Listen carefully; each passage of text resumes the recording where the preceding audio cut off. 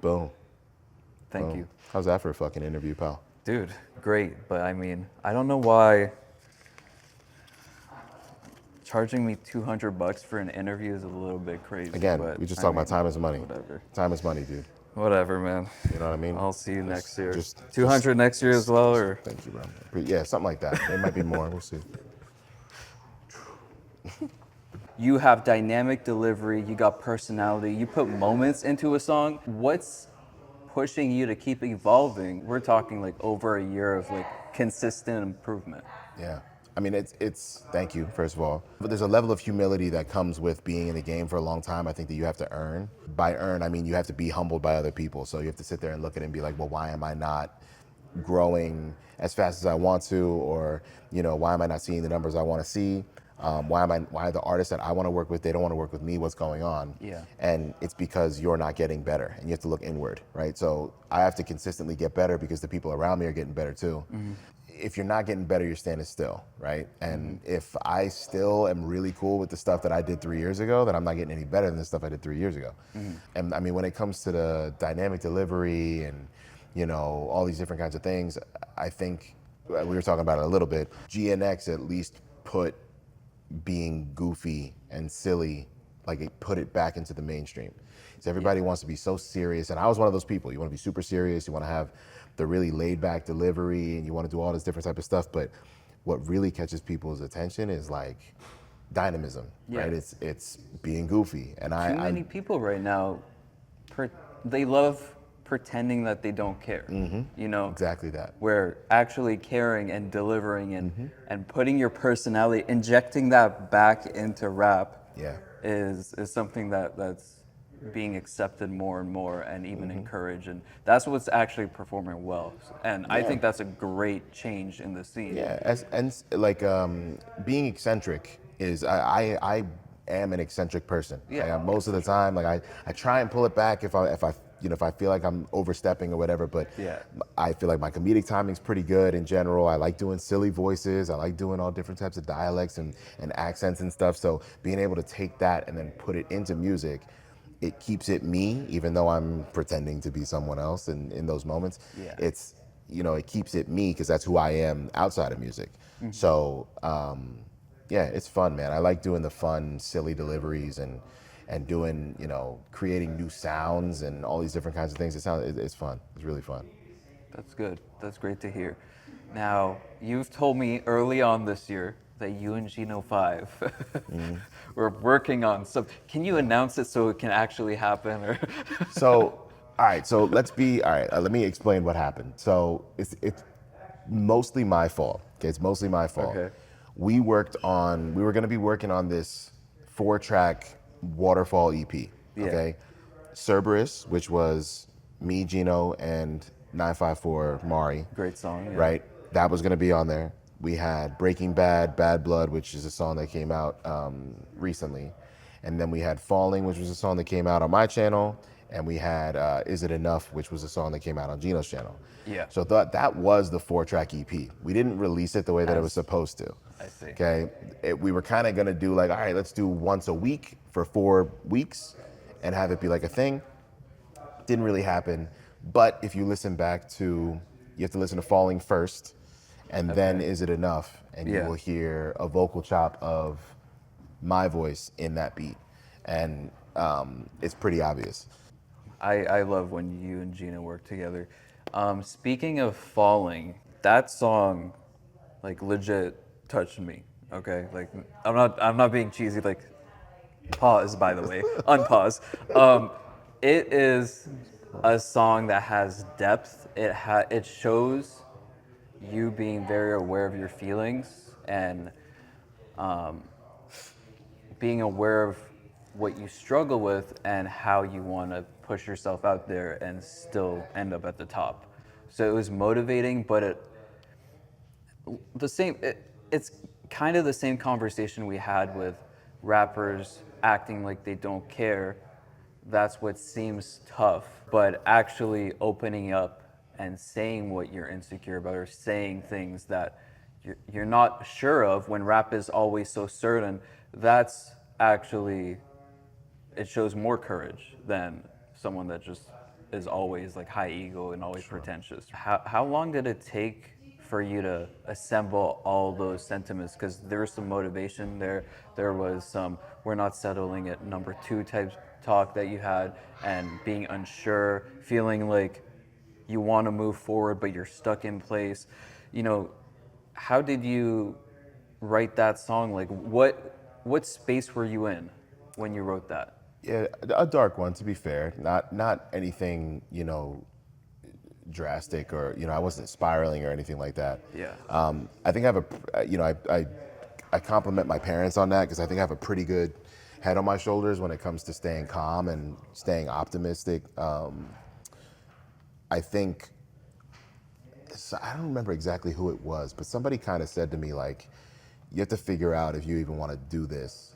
Like, you have to kind of figure out if you want to you have to put more eggs in the basket, because I have 1 foot in and 1 foot out kind of thing.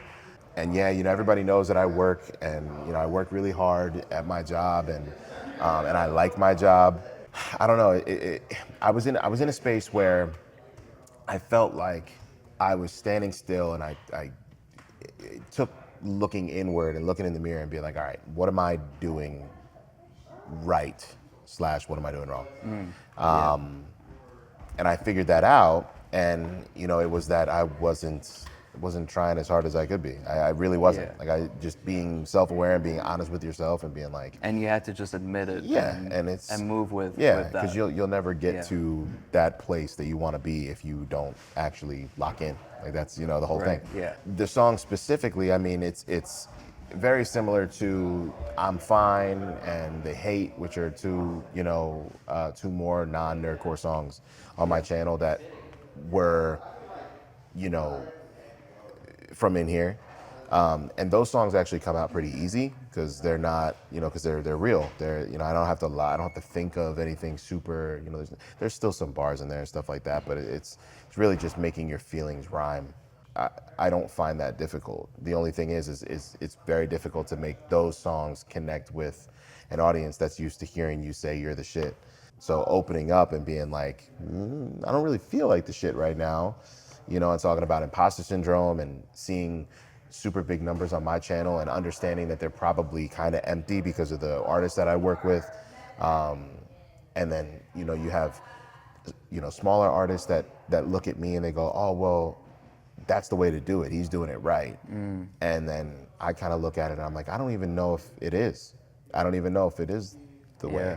So, I always give a lot of credit to the artists that I work with, because they're the ones helping me. And it's sitting there and realizing, like, you have all of the tools and all of the opportunity to make this a living.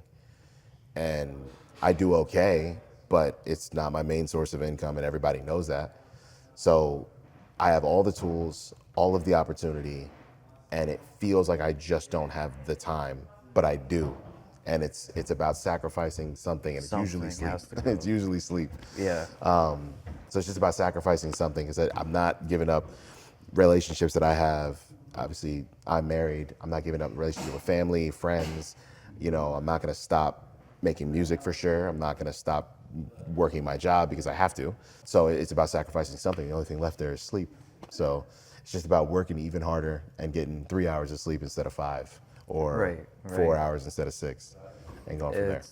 It's an investment, and it's a high risk investment, because sleep is important, right? Sure. Like, The saying, time is money, yeah. right? I don't think time is money as in you can use your time to be making more money. It becomes a currency as you get older. Yeah. You have to figure out where you want to spend your time, the same way that you got to figure out how you spend your money. Yeah. Right? If you got $100 and you're like, well, I'm going to spend 95 of it on crack. No. I'm gonna spend 95 on it, on donuts, or like whatever, something nonsense, and then you got Filled with $5 crack. to do something Yeah. else. Yeah, to kill. Yeah. So if you have 10 hours and you have nothing planned for those 10 hours, what are you gonna do for those 10 hours? Right. Are you gonna get some music stuff done? Are you gonna get, are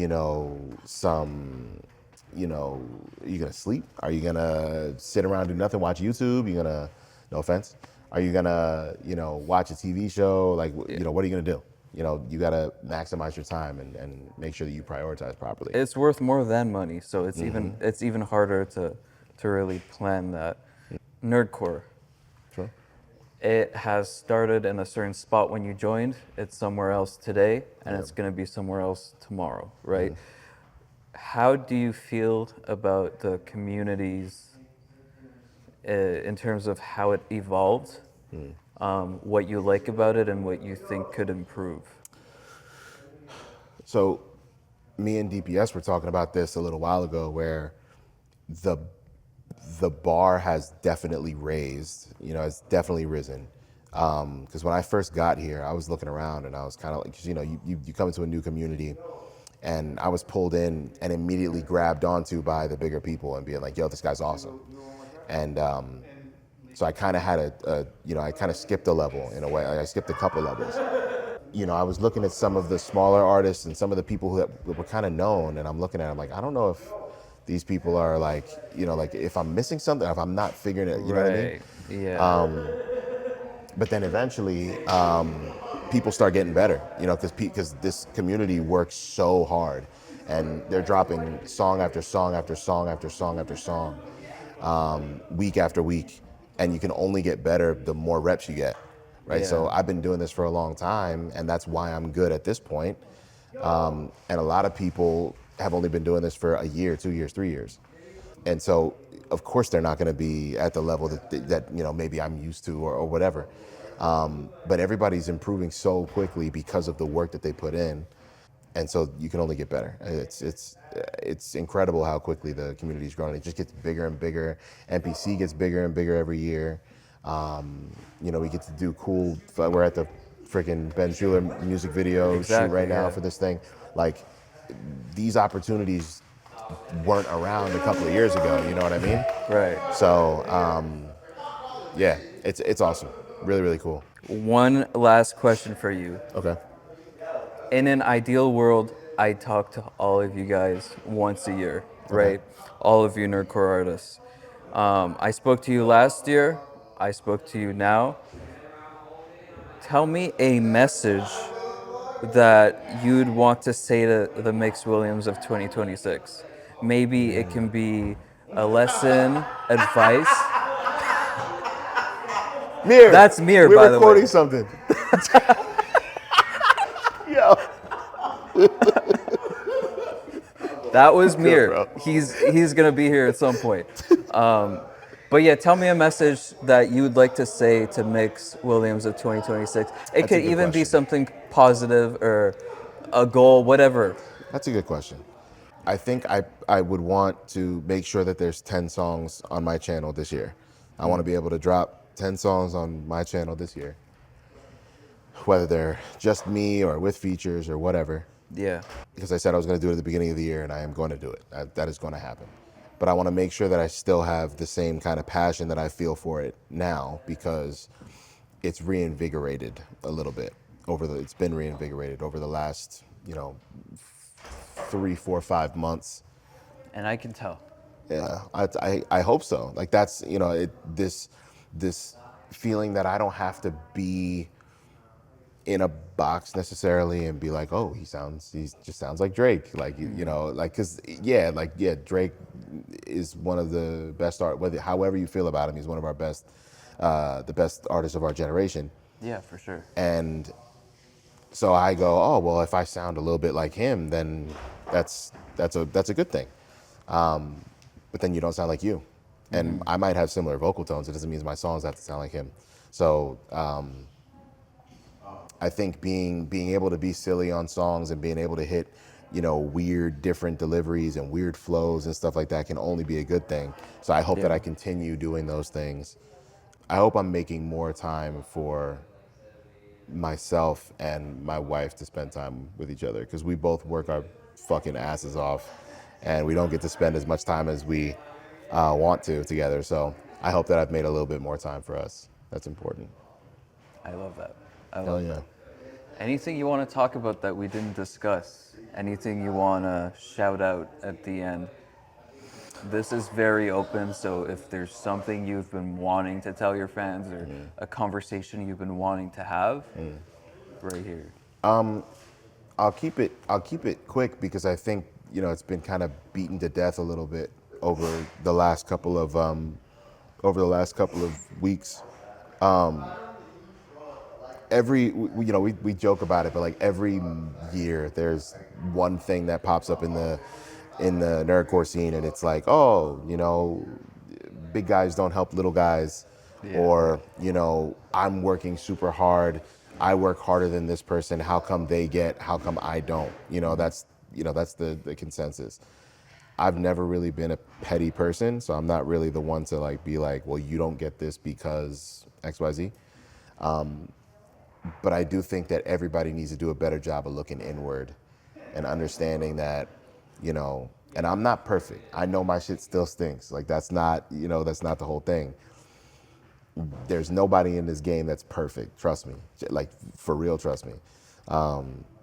But the idea that like you're doing everything right and things still aren't happening, sometimes, things just don't happen. Luck is a big part of stuff.